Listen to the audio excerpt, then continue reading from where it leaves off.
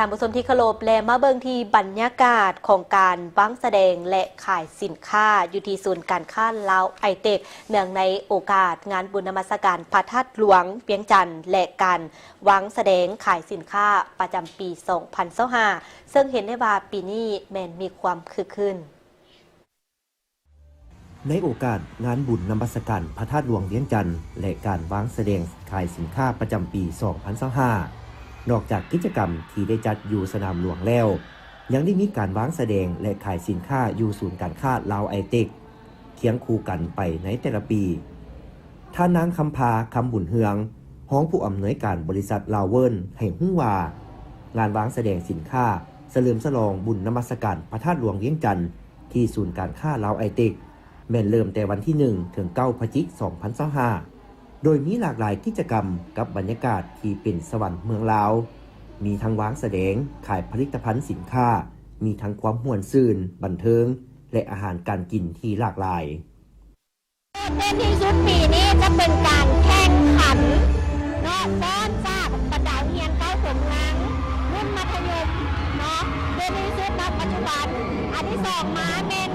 งานเทศกาลอาหารยัมมี่เทสเนาะที่ว่าเขาได้รวบรวมเอาอาหารลาวและก็อาหารนานาชาติเข้ามาไว้อยู่ที่ศูนย์รับแสดงสินค้าเขาอันที่สามมาก็จะเป็นบอลลูนที่ใหญ่เนาะที่ว่าทุกคนสามารถมาวันถ่ายรูปเช็คอินสร้างคอนเทนต์สามารถจัดได้ลงได้ใครจะออกมางานหลายในปีนี้ถือว่าชาวอันนี้โดดเด่นที่สุดเลยเจ้าแล้วก็คอนเซ็ปต์ของเขาปีนี้เป็นสวรรค์เมืองลาวก็รู้สึกเป็นคอนเซ็ปต์ที่แบบมีเสื้อที่คล้ายๆแบบสวงสวรรค์เลยเจ้าส่วนผลิตภัณฑ์สินค้าภายในเป็นต้นต่อเช่น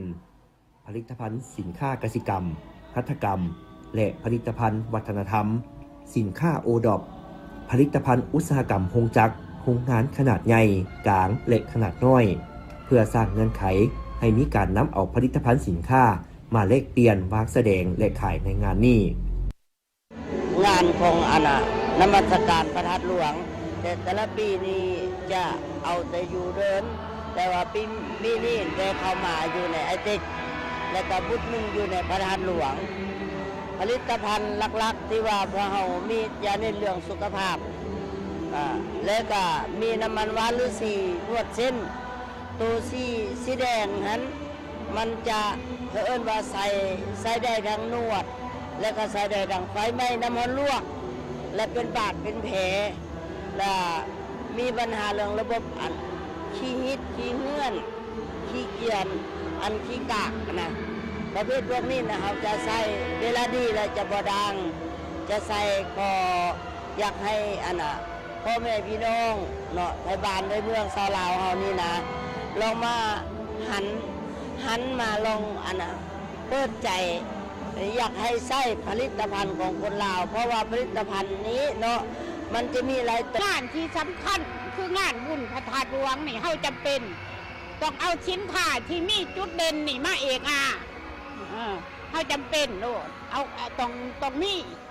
และปีใดเฮาขับผลิตแบบนี้เฮ็ดจังซี่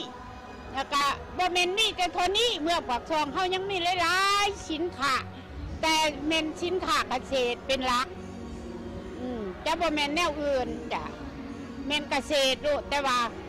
การปลูกเครื่องอยู่เมืองปากซองสิ่งที่มันดูดดื่มสิ่งที่เฮาพอใจแม่นคุณค่าที่ได้รับจากพืชผักต่างๆคุณค่าก็คือวิตามินหรือว่าความแซ่บเท่านี้แหละเป็นเด่นกว่าเคสอื่นการวางแสดงและขายสินค้าอยู่ศูนย์การค้าลาวไอเทคในโอกาสบุญนมัสการพระธาตุหลวงเวียงจันทร์และการวางแสดงขายสินค้าประจำปี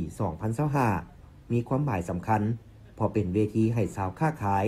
ได้นำเอาผลิตภัณฑ์ที่ตนเองผลิตมาวางจำหน่ายเพื่อให้สังคมได้รับรู้